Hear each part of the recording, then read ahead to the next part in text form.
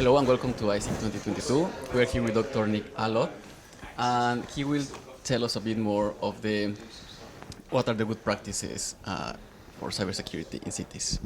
So, yeah, cybersecurity is a challenge for cities. It's a complicated and evolving environment. There's a number of things to look at.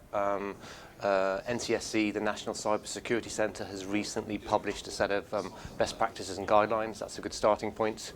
But over and above that, there's some more systemic sort of cultural changes that need to happen. It's an interesting fact that very few local authorities, councils at the moment currently employ chief security officers. That's a very, very easy win. They need to change the way they think about subcontracting and interdependencies. I mean, a functioning city has got a lot of moving parts. You can't just say it's your problem and expect someone to tick a set of compliance tick boxes on a tender. You need to really take ownership of the end-to-end. So they're at the big level. Then just some more basic mechanical stuff, you know. Take inventories, I mean digital inventories, both in terms of your sensors, your devices, your databases, your flows, have them documented, understand what's there, understand what your liability is, understand the interconnectedness of it. And then at the more sort of like conceptual level, there's emerging sort of like concepts in the security space that cities need to think about better. In my presentation, I mentioned about the concept of least privilege, which is sort of like a fundamental cybersecurity principle.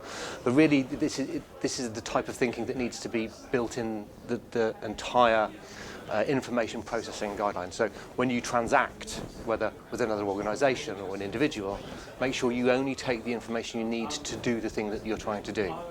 So, I mean, that's just a very short answer to quite a big question, but hopefully gives you a starting framework to work great. with. And as you say, like knowing where the stuff you're putting comes from and its vulnerabilities, right? Because that's like the first issue or the first step where they could attack a system. Indeed, and just because somebody's using that information for thing A today doesn't mean they're not going to use it for thing B tomorrow, which adds a whole new layer of complexity that needs to be...